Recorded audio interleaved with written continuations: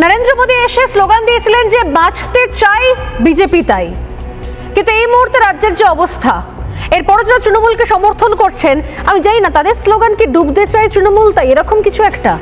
কেন বলছি কথা? এতক্ষণ ধরে বোঝালাম, বললাম তিনটে বিষয় স্পষ্ট।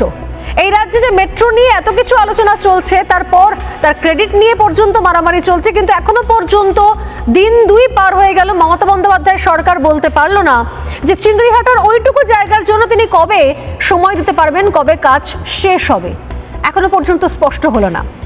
উল্টে তৃণমূল কংগ্রেসের একটা শ্রেণী এবং কিছু শ্রেণী বামেদেরও তারা ময়দানে নেমে পড়েছেন যে এই মেট্রোকে নাকি রিজেক্ট করতে হবে, কারণ শিয়ালদা থেকে হাওড়া পৌঁছে যাওয়া যাচ্ছে মেট্রোতে মাত্র কয়েক টাকা ভাড়াতে, তাহলে নাকি পেটে লাথি পড়ে যাবে টোটো অটো চালকদের।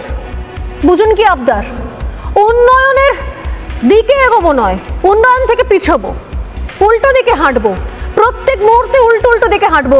গোটা বিশ্ব আধুনিক হয়ে যাচ্ছে, উন্নয়নের রাস্তায় হাঁটতে শুরু করছে, তৃণমূল কংগ্রেস ক্রমশ চাইছে পিছিয়ে পড়ে হাঁটতে।